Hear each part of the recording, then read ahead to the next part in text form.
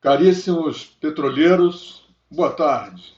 Hoje é dia 19 de dezembro de 2022, são aproximadamente 14 horas, e eu não poderia deixar de fazer um vídeo de final de ano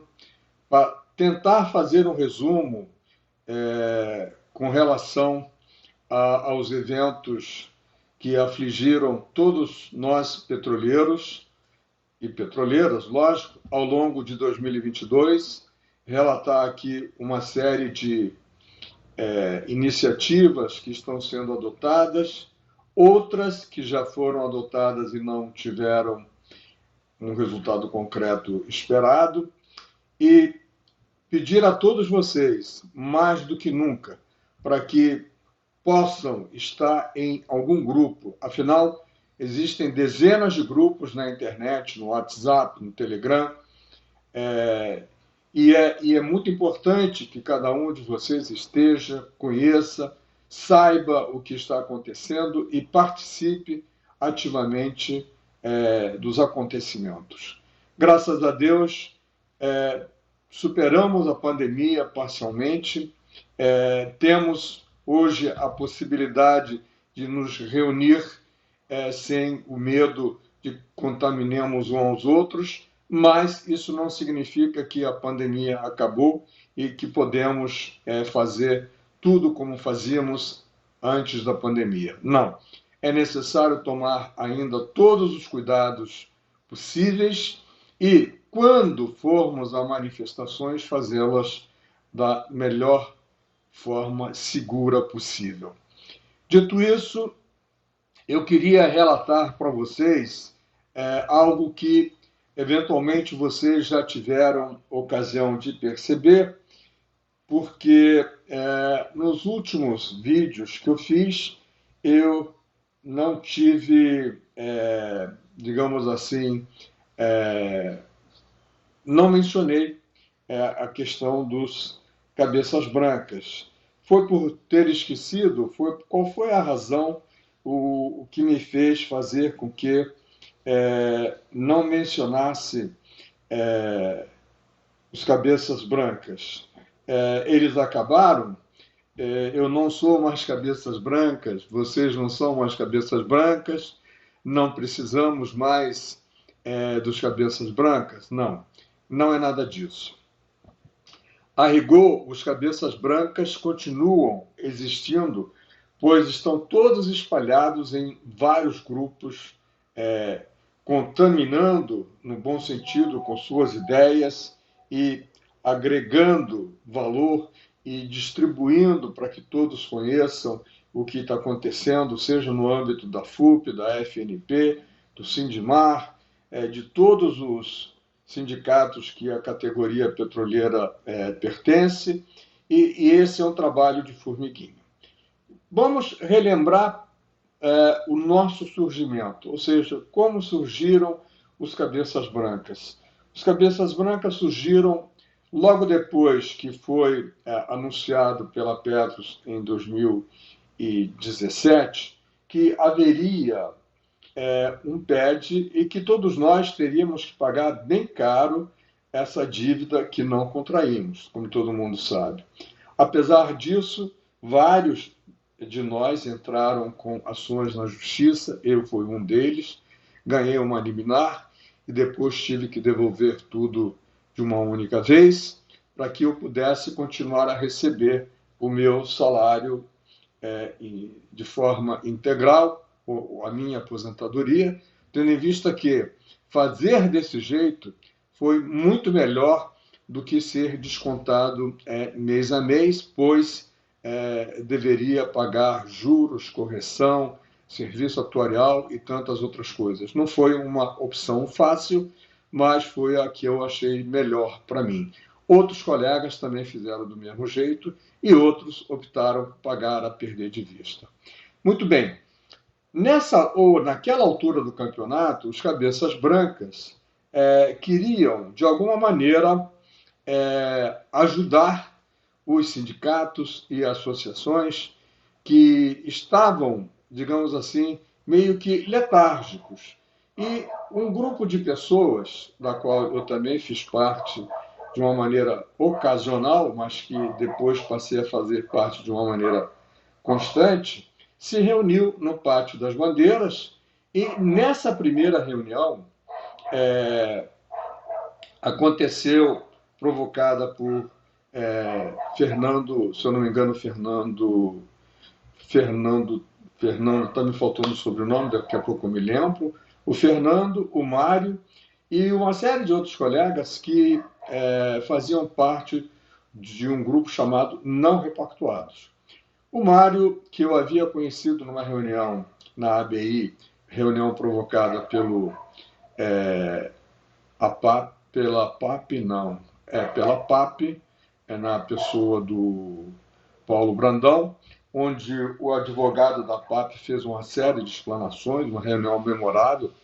tinha para mais de 1.000 pessoas nessa reunião. Saímos dali, já fomos procurar a EPET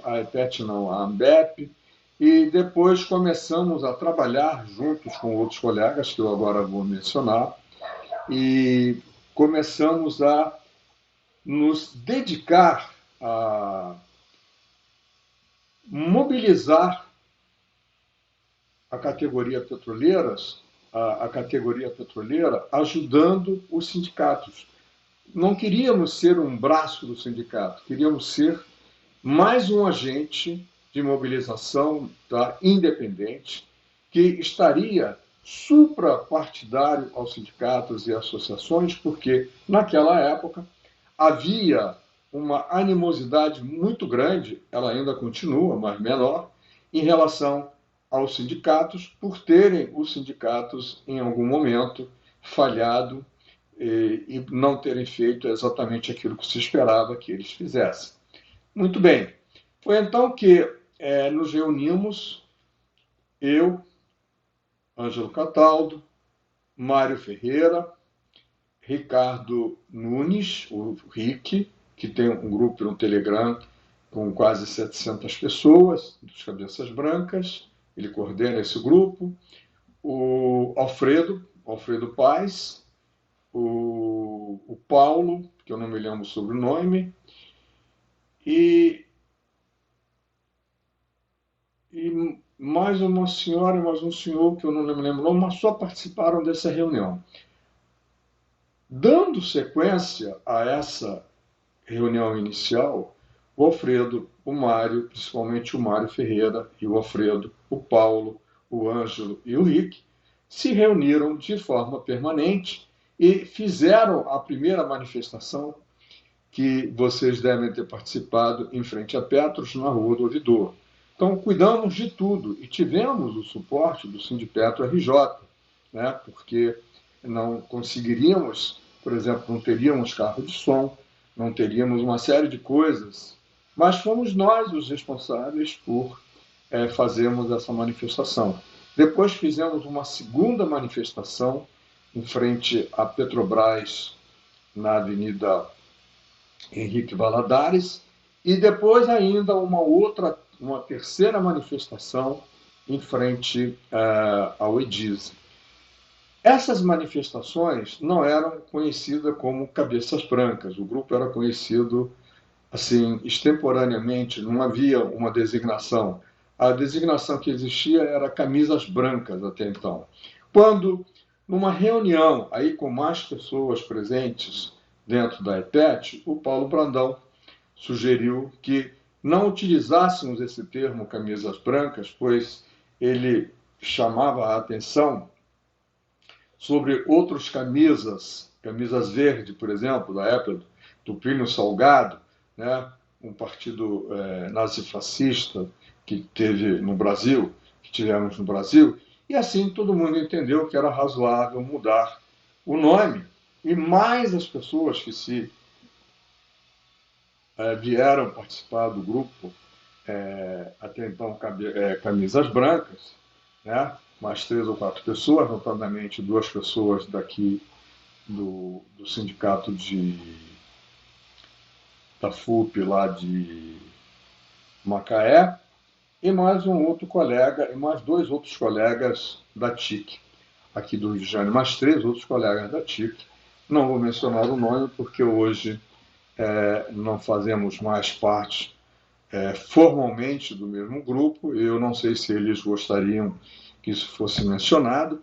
mas eu estou contando a história do surgimento original dos Cabeças Brancas de forma rápida e objetiva para dizer o seguinte: o trabalho foi tal, junto depois também com essas outras pessoas, é lógico, que agora carece, digamos assim, de ter um grupo específico de mobilização, porque haveria necessidade de despender muita grana, né, para mobilizar e criar mecanismos de mobilização. Então, o que acontece? O que acontece é que a capilaridade que nós conseguimos obter de penetrar dentro dos outros grupos e nos colocarmos dentro de grupos, estarmos presentes nas manifestações de qualquer sindicato, de qualquer associação, faz com que possamos reverberar, possamos trazer até vocês o que acontece e fazer com que vocês também possam contribuir e sendo mais um promotor dessas ideias, sendo mais um divulgador dessas ideias que visam única e exclusivamente ajudar a categoria petroleira. E é em cima dessa tese que precisamos continuar trabalhando, independentemente de grupo. Existem outros grupos na Bacia de Santos, na Bacia de Campos, em Macaé, no Rio de Janeiro, em Campinas, em São Paulo, onde quer que seja, tem algum grupo de ex-petroleiros trabalhando com essa intenção de mobilizar, explicar e conclamar as pessoas a ficarem juntas, porque não há outro jeito de lutar contra as coisas que a Petrobras faz para nos agredir gratuitamente, se esquecendo que durante 30, 40, 50 anos de nossa vida laboral, demos tudo o que podíamos do melhor para fazer da Petrobras a grande empresa que ela é hoje. Então, de forma resumida, é isso que acontece hoje em termos de camisas brancas, cabeças brancas, de mobilização espontânea, de divulgação das coisas de interesse da família petroleira,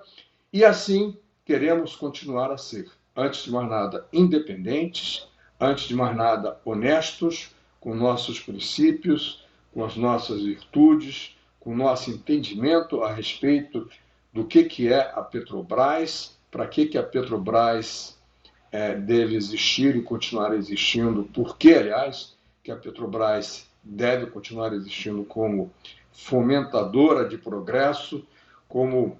a única empresa a gerenciar as reservas de petróleo do Brasil e ter o monopólio, sim,